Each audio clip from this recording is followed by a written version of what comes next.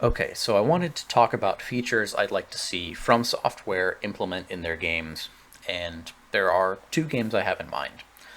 The first is Lies of P, and the second is Thymesia. Starting with Lies of P, I think everyone knows what feature I'm going to mention, and it's the Pulse Cell Recharge.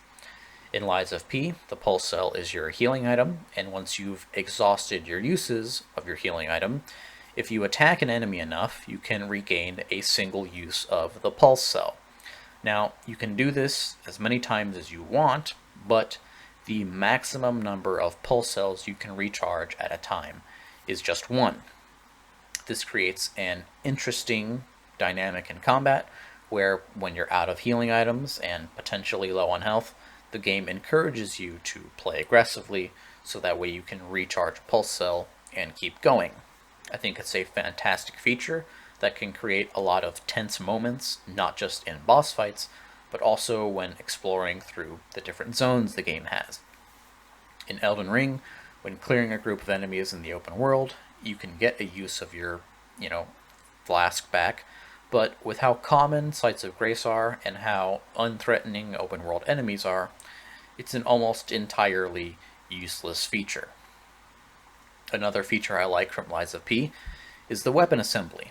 I think that the blade should dictate the moveset though, and I also think that no two blades of the same category should share a moveset. So if you have two dagger blades, they should have a different moveset between them. And I also think the types of handles you're able to equip should be dependent on the moveset of the blade.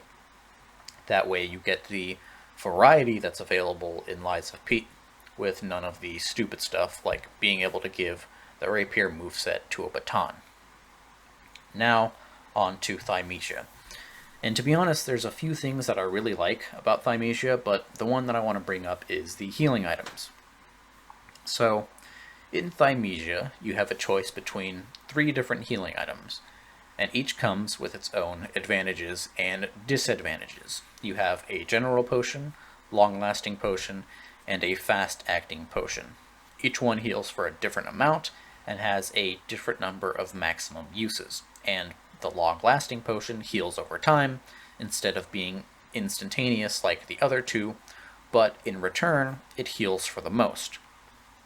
Now, something else that the healing items have is ingredient slots, which allows you to give your healing item an additional effect. So it's like combining the Flask of Wondrous Physic in Elden Ring with the regular healing item.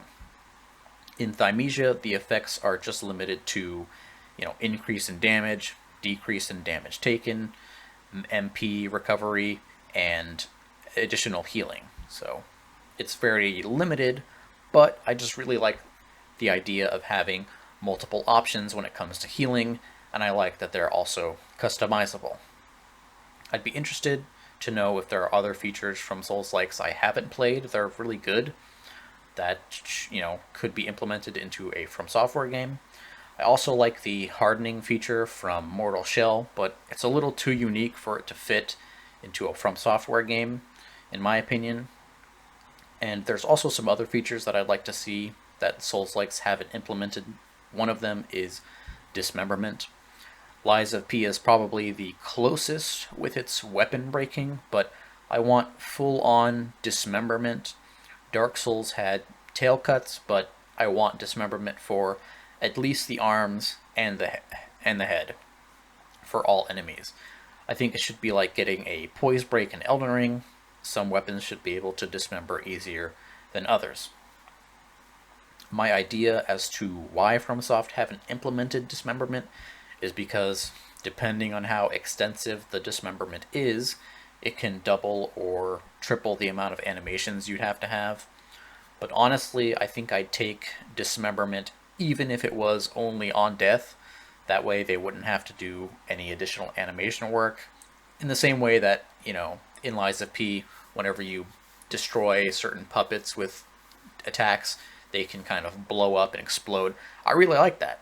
It just adds a lot to the game. And I think that if they just did the dismemberment on death, it wouldn't really have to increase the amount of animation work that they'd have to do.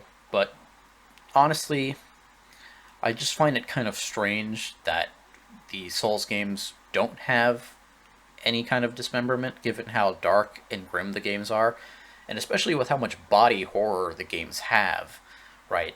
It just always felt weird to me that there wasn't any dismemberment, right? And if there is, it's always just in a cutscene and for a particular boss. Like I'm thinking of Godric, right, who cuts off his arm and then he replaces it with a dragon head. Like, it's like I want there to be dismemberment for enemies, and preferably I would like them to have a different moveset whenever, they get dismembered. But obviously that takes a lot of work, so I would settle for it just being on death. But anyway, that's pretty much all that I wanted to say.